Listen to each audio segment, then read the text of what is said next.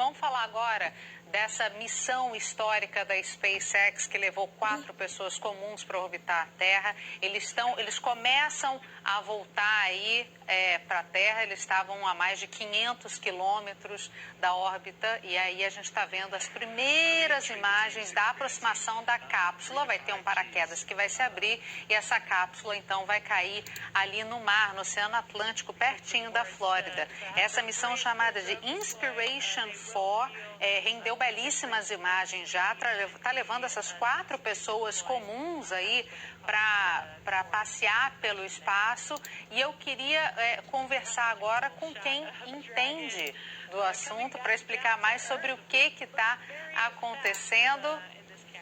Deixa eu só ver as imagens que estão chegando aí, realmente a cápsula se aproximando. Pedro Pallotta, seja bem-vindo aqui conosco. Conta um pouquinho para a gente sobre o sucesso, a importância dessa missão e esse momento de chegada.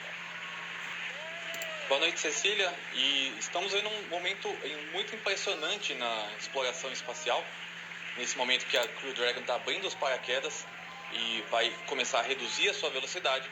E vamos ver essas 4 pessoas normais, como eu, você e outras pessoas que conhecemos, ter feito esse passeio espacial que, além de tudo, tem um grande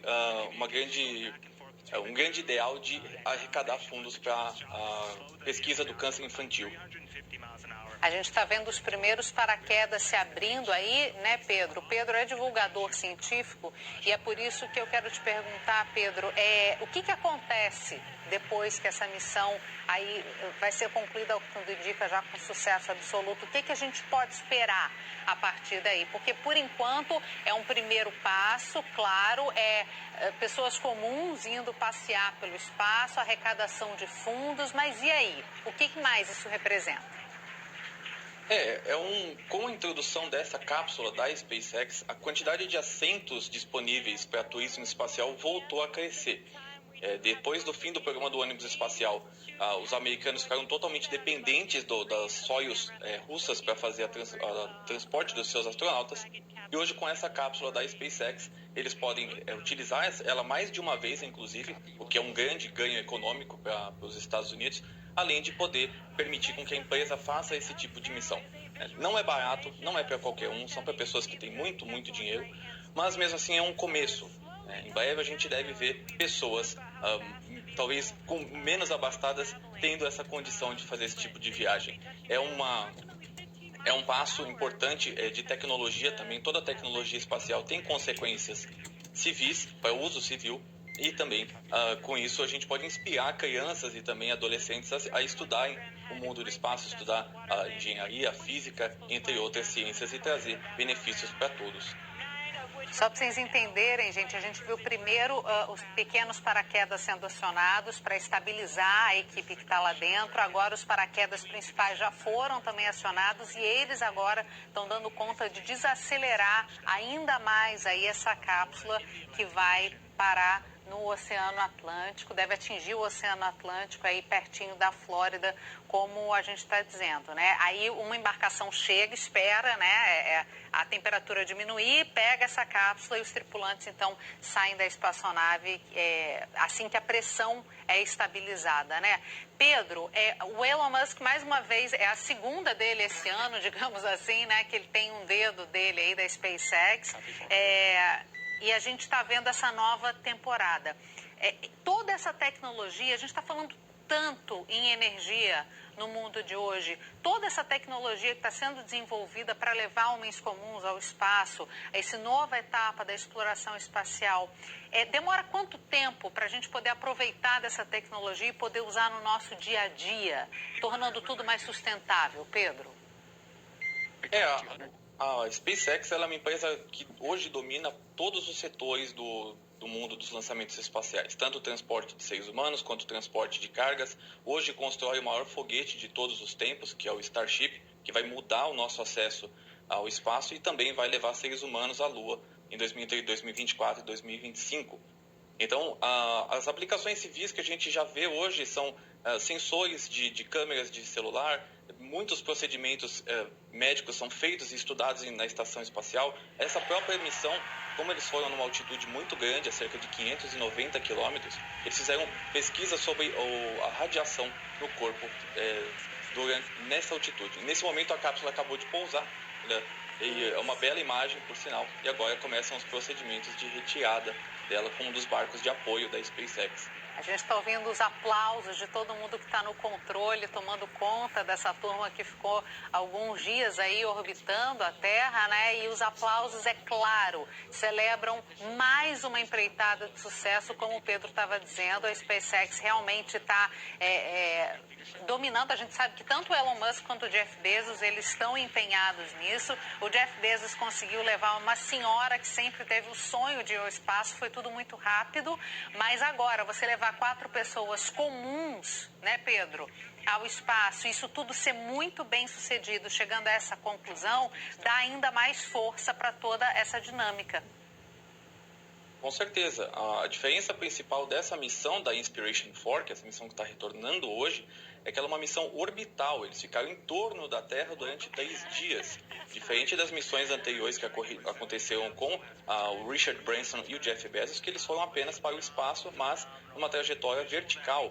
Então, esse tipo de missão é uma missão extremamente complexa. Eles ficaram a 27 mil km por hora, a mais de 580 km de altitude, numa situação muito parecida com o que os astronautas da Estação Espacial passam durante as suas missões. A diferença é que eles apenas não foram para lá. Mas tem outras missões nos próximos meses que vão levar mais turistas espaciais, tanto nas Soyuz russas, quanto também na SpaceX. Essa própria cápsula que está sendo utilizada agora já vai ser preparada para voar novamente em janeiro, levando aí sim uma missão para a Estação Espacial Internacional. Isso é impressionante como ao aumento da oferta de assentos torna com que esse tipo de mercado renasça. A gente já teve um período de turismo espacial ali por volta dos anos 2000, mas agora ele vem fortalecido e vem para ficar com diversas empresas atuando. É claro que quando a gente compara aí 16 de julho de 69, né, Apolo 11, chegando e marcando um momento muito simbólico do homem no espaço, né, Pedro? A gente compara agora 18 de setembro de 2021, um movimento muito preciso, uma cápsula pousando no mar exatamente no ponto onde deveria pousar, levando pela primeira vez 4 civis para orbitar no espaço. É um espaço de tempo muito curto. Se a gente pensar no que isso representa, né, Pedro? Não é de 69 para 2021, a gente teve um avanço muito rápido. Será que em breve, num espaço ainda menor de tempo, a gente vai, de fato, estar podendo orbitar com mais facilidade a Terra? Sim, a quantidade de empresas privadas atuando no ramo espacial tem aumentado ano após ano. Hoje a gente já tem uma média de lançamentos a cada 3 dias, sendo em vários pontos do mundo, principalmente na China, nos Estados Unidos, e a gente tende a ter mais empresas atuando. Outros governos voltaram a investir no espaço também, tanto para fins de pesquisa, quanto para fins também de exploração. Lembrando que os Estados Unidos pretendem voltar para a Lua em 2024 e 2025 com as missões Artemis e fazer uma permanência na Lua para os próximos anos, e a China vem junto com isso também, aliada à Rússia, para fazer uma base também na Lua e fazer esse tipo de exploração. Então, a gente vai ter muitos casos interessantes para analisar nos próximos anos, tanto da exploração privada quanto da exploração governamental, né, que vem ali, no caso para a Lua principalmente, que voltou ao foco novamente depois de tantas décadas de hiato após as missões Apollo. Tem muita gente se perguntando como é que vai ser essa arrecadação de dinheiro, gente. Vários itens das mais variadas naturezas aí foram levados pela Inspiration4 para poderem depois serem leiloadas e poder arrecadar dinheiro justamente para aquele hospital ali onde uma das tripulantes aí trabalha. Ela mesma teve câncer e assim funciona essa dinâmica. No entanto, a gente sabe que isso deve aumentar, digamos assim, né, o valor de mercado. E quando a gente começa a falar de mercado e corrida espacial, Pedro, a gente vai começar a abrir um novo leque, assim, a tecnologia, porque as empresas de tecnologia hoje, gente, as 5 maiores empresas, digamos assim, elas correspondem a boa parte de tudo que é negociado no mundo inteiro, assim, mais da metade corresponde às empresas de tecnologia. Com isso acontecendo, Pedro, o financiamento nesse tipo de área, o investimento em startups nesse sentido deve ser ainda maior, né? A gente está descortinando uma gama de profissões e de alternativas para o futuro de quem está nascendo hoje. Exatamente. Hoje temos empresas que atuam com diversos tipos de tecnologia, inclusive empresas que estão imprimindo foguetes completamente em 3D, uma tecnologia que é impossível há poucos anos atrás, e a gente tem cada vez outros players com tecnologias ainda mais impressionantes. A SpaceX ainda é a dominante no quesito de pouso de foguetes e reutilização deles. É a única empresa que consegue fazer esse tipo de retorno de foguetes orbitais, e isso tem uma vantagem competitiva muito grande. Os custos caíram muito ao longo dos anos, mesmo sendo uma área extremamente cara. Hoje um lançamento da SpaceX tem por volta de metade do custo do valor do seu concorrente principal, entre outras comparações que a gente poderia ficar o dia inteiro fazendo e vendo o quanto essa área avançou e quanto hoje há um mercado de lançamentos pujante, inclusive para lançamento de grandes constelações de satélites para fornecer internet para o mundo inteiro, inclusive nos polos, ao longo dos próximos anos. Isso vai ser uma revolução que a gente vai notar talvez quando ela já estiver na nossa mão, muitas vezes. Então, vai ser um futuro, vem muita coisa interessante no espaço e a gente não perde por esperar. A gente estava vendo as imagens de dentro da cápsula ali, né? A embarcação já se aproximando para poder... A gente sabe que tem esse tempinho para a nave desaquecer, a pressão ser acertada. Então, essa embarcação vai tirar os 4 tripulantes dali de dentro para poder colocá-los em terra firme e eles poderem contar tudo sobre a experiência deles. Você está falando de tecnologia, né, Pedro? É impressionante. A gente fala de celular com 5G, celulares milionários, perdão, mas que custam milhares de reais para os brasileiros. E o Brasil ainda está longe, por exemplo, da tecnologia 5G. A gente está atrasadíssimo nesse sentido, enquanto a gente está vendo essa baita dessa corrida espacial e avanço tecnológico no mundo. O Brasil consegue, se acredita, Pedro, se recuperar nessa corrida com facilidade? Qual é a situação do Brasil hoje em dia quando a gente olha esse tipo de avanço acontecendo lá fora? O Brasil ainda está muito atrasado nesse quesito, infelizmente.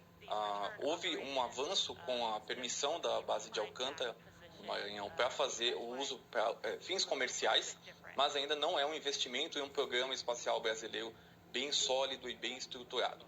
Os Estados Unidos chegaram onde chegaram porque fizeram diversos planejamentos ao longo das últimas décadas, e esse resultado, inclusive dessa missão de hoje, é resultado do investimento da NASA e do governo americano em um programa espacial privado muito bem projetado. Eles fizeram uma série de fases, escolheram muitas empresas, analisaram projetos e foram financiando até elas se tornarem sustentáveis. Então hoje a SpaceX tem uma condição extremamente agradável do ponto de vista de uma tecnologia impressionante com coisas enormes. O foguete que leva essa cápsula, que é o Falcon 9, ele tem 70 metros de altura e uma maior parte dele retorna para a Terra. Para ter um fim de comparação, a parte que retorna, que é o primeiro estágio, tem uma altura de aproximadamente 13 andares. Então é uma coisa muito grande, são coisas muito complexas de serem feitas. E o investimento nesse tipo de tecnologia, ele é um investimento como uma política de Estado, não uma política de governo. Passou agora o governo Trump, passou o governo Biden e todos continuam investindo pesadamente em tecnologia espacial, porque isso traz retorno para a sociedade, isso traz profissionais mais qualificados para trabalhar, traz retorno em patentes, traz retorno em serviços de qualidade também para todos, e um acesso maior a tecnologias, certo? Então, quem não está investindo em espaço hoje já perdeu o bonde, mas tem como recuperar ao longo do tempo, se for um bom planejamento. Isso, as coisas tendem a melhorar. Mas é muito difícil, eu já estudo esse setor há um bom tempo e a gente não teve grandes avanços nos últimos anos, apesar desse acordo de salvaguardas que saiu nos últimos anos, que permitia o uso da base de Alcântara.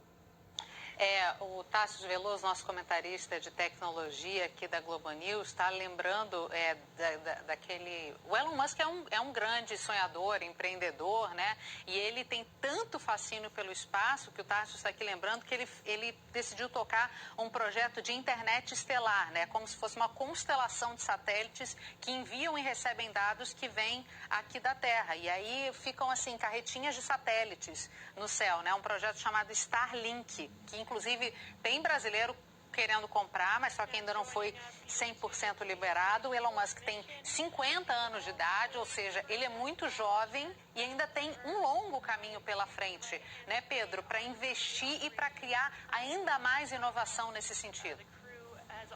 Sim, a constelação do Starlink, ele é uma revolução total nas telecomunicações no mundo inteiro. Hoje já tem mais de 1.700 satélites dessa constelação em órbita e eles têm feito lançamentos contínuos de grupos de 60 satélites em intervalos de 2 a 3 semanas. Esse serviço já está operacional em parte da Europa, em parte dos Estados Unidos também, e ele é revolucionário. Ele é revolucionário em muitos quesitos. Você pode transformar uma região toda por acesso à internet.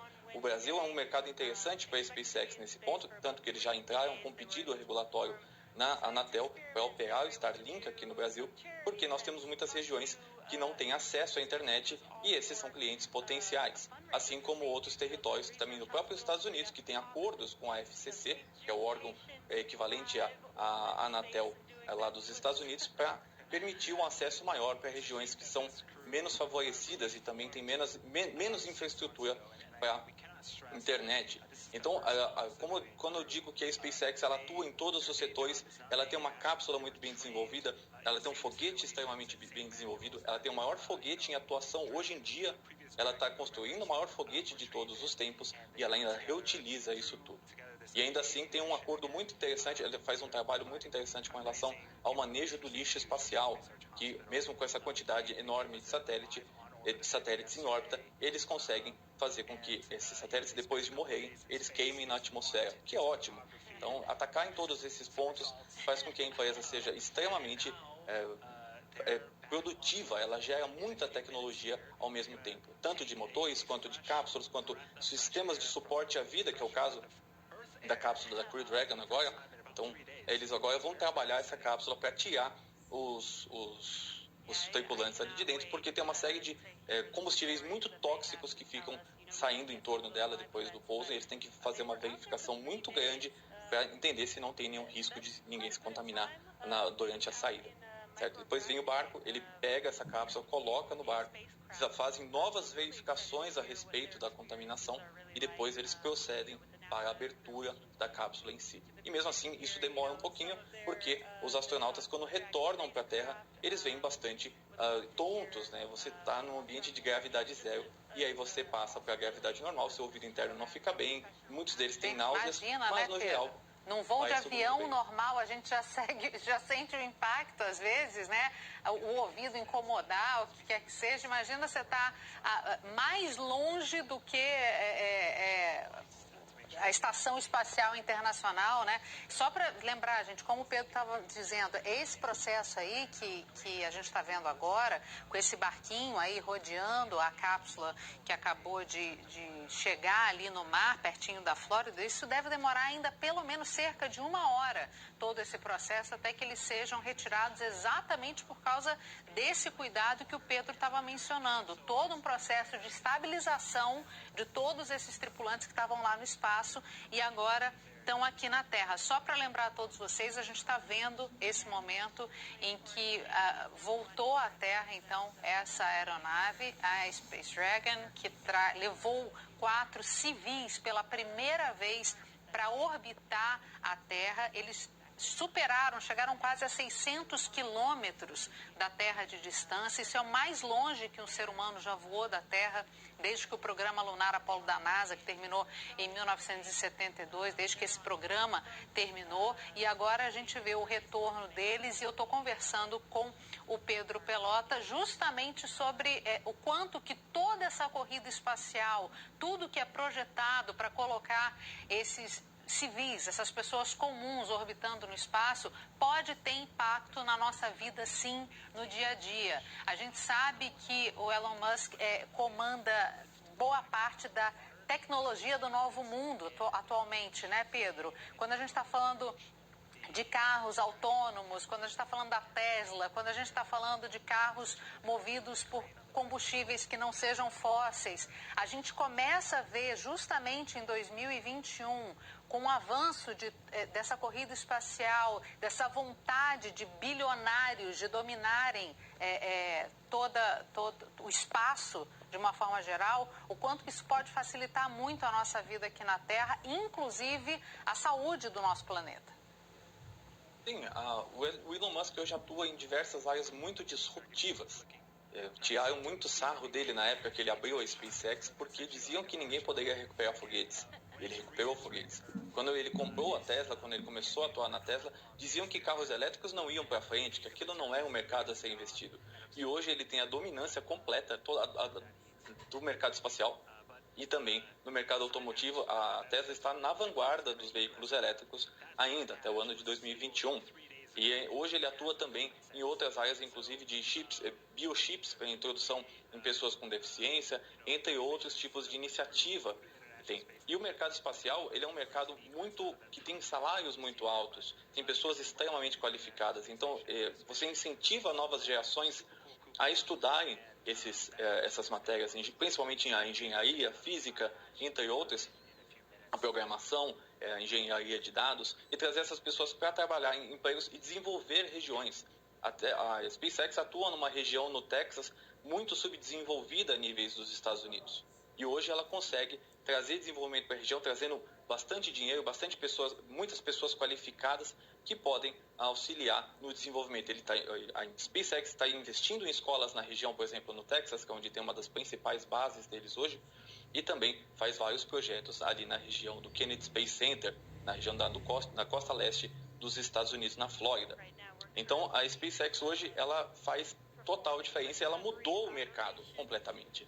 Hoje as empresas vão atrás desse ponto de reusabilidade. Antigamente, todos os foguetes eram descartados.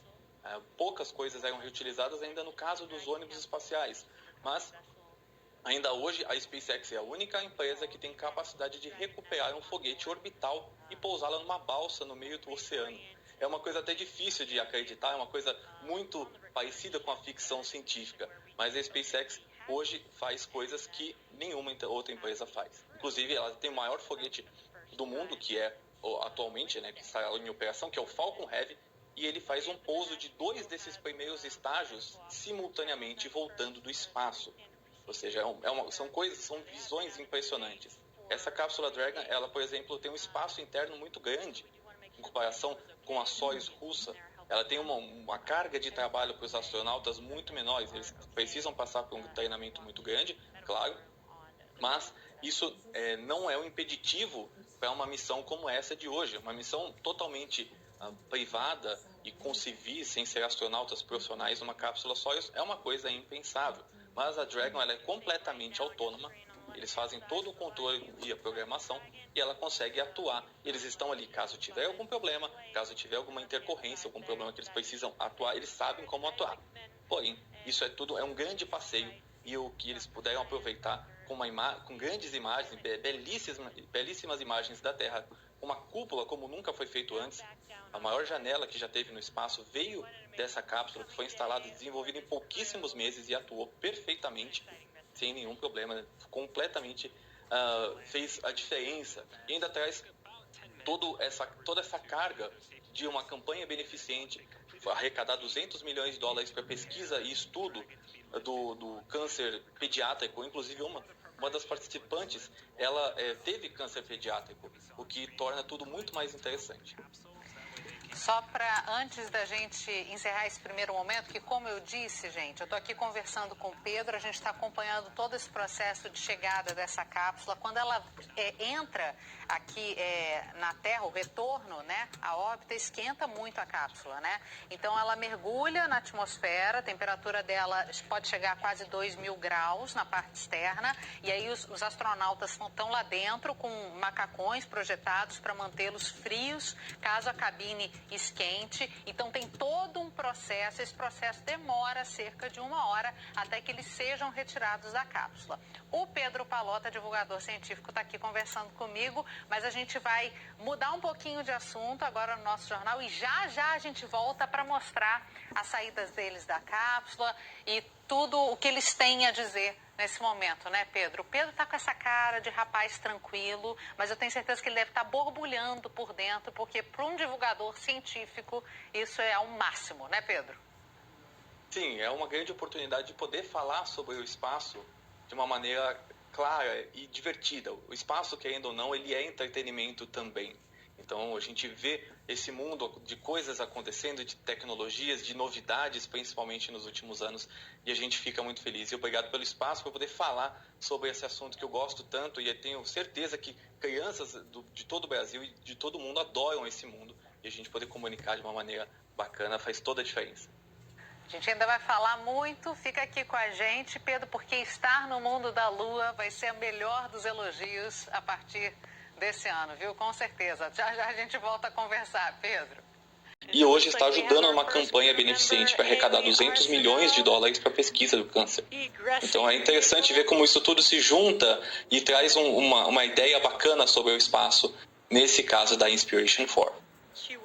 Só para vocês saberem, gente, depois de passar por exames médicos no mar, aí os 4 astronautas vão ser levados de helicóptero de volta a Cabo Canaveral para se reunirem com os seus familiares, seus amigos ali. Isso foi informação passada pela SpaceX. Vamos lembrar que há 3 dias eles não sentem a gravidade do próprio corpo e por isso essa remoção tem que ser muito lenta e muito cuidadosa. Ao que tudo indica, eles podem sair a qualquer momento. Pedro, eu só queria que você repetisse esses 4 pré-requisitos que são fundamentalmente humanos e que foram demandados desses 4 tripulantes.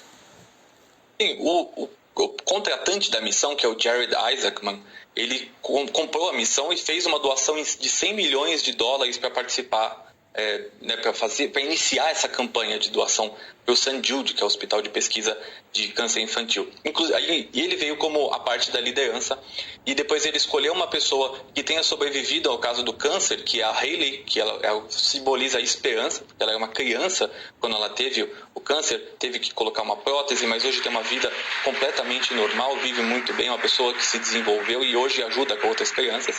A gente tem o caso da generosidade, que é o caso do Chris. Olha, temos agora a saída. Alguém saiu, não sei se é o Isaacman que está saindo aí. Foi a Hayley. É a Hayley que está saindo, exatamente de quem você falava. Lots of waves, thumbs up. Muito bem, por sinal. É muito bom. Estamos ouvindo aí, estão segurando ali ela para ver se caso ela fique tonta, caso ela perca a estabilidade. Tem já uma equipe ali preparada e a gente está vendo a saída deles 1 a 1. Portanto, a primeira a sair foi a Hayley, essa médica que teve câncer, trabalha no hospital voltado para isso e que um hospital que vai receber doações que vão vir depois de um leilão de artefatos aí que foram levados nessa primeira missão de civis fora da órbita terrestre. Agora vamos ver quem sai aí, Pedro. É a Zion Proctor, provavelmente, que vai sair. Primeira mulher negra a pilotar uma missão espacial. There she is, excited as ever. Opa, se movimentando bem. Diane Proctor, oh, I love it. Todo mundo preocupado. Ela nasceu durante 9 meses depois da conclusão da primeira missão Apollo para a Lua. O pai dela trabalhava na retransmissão de sinais das missões Apollo. E ela é um fruto dessa comemoração, é um caso muito interessante. Gente, ela saiu dançando, tá tudo ótimo, assim. Aparentemente, todo o trabalho de cuidado com eles ali dentro da cápsula realmente é de um enorme sucesso, porque eles estão saindo muito firmes, né, Pedro? A gente viu ali ela saindo, a saia, dançando. Sim, como eles ficaram pouco tempo no espaço, os efeitos de perda de massa muscular, perda de massa óssea, entre outros, são muito mitigados, mas mesmo assim é uma experiência muito diferente. Quem saiu aí? É o Chris, agora saiu o Chris. O Chris é o mais velho, não é, o Pedro? Sim, ele é o mais velho da missão, ele é um engenheiro de dados e ele representa nessa missão a generosidade. Ele fez uma doação e foi escolhido por essa doação que ele fez para o hospital.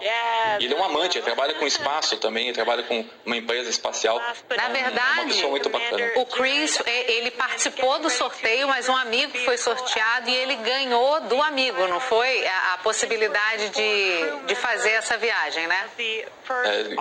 Um belo amigo, por sinal, porque é uma experiência única que pouquíssimas pessoas mas aí até hoje. Tem o fator humano, né, Pedro? Tem gente que não tem a menor coragem de brincar disso no espaço e aí esse amigo forneceu essa enorme oportunidade, né? Ofereceu. Exato. E então a pessoa que foi a que financiou isso tudo, né?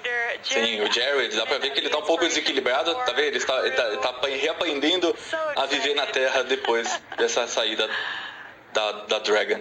Ele foi o único que demonstrou alguma instabilidade. Todos os outros pareciam muito mais... Eu acho que talvez a pressão psicológica por ele ter sido financiador dessa brincadeira, entre aspas, toda, está deixando ele ainda mais emocionado aí e com um pouquinho de instabilidade, talvez. Sim, é um peso muito grande, mas ele fez uma campanha muito interessante porque ele não se colocou no foco durante todo esse período, ele se colocou o foco nas outras pessoas. E foi uma missão extremamente bem sucedida que vai trazer frutos ao longo do tempo para a exploração civil do espaço e para que a gente possa ver imagens ainda mais bonitas do nosso planeta e aprender a conservar ele um pouco melhor, talvez valorizar um pouco mais. E isso a SpaceX conseguiu mostrar para a gente com uma missão tão bem sucedida e trazendo essa novidade e mais assentos para o turismo espacial no futuro. Pedro Pallotta, divulgador científico, te agradeço muito por participar com a gente desse momento único. Eu pude ver toda a experiência do Bezos aqui ao vivo, transmitindo, e agora poder ver o retorno dessa cápsula também é muito emocionante, que seja de fato um novo momento para a gente. Está confirmado, a Terra é redonda, confirmado por esses tripulantes, felizmente, que tinham uma belíssima janela para o espaço, e agora a gente pode ver muito mais avanço. Muito obrigada, viu, Pedro? Muito obrigado, Cecília, obrigado pela oportunidade. Sempre conte com a gente e a gente com você. Obrigada. Pessoal, vamos fazer um rápido intervalo?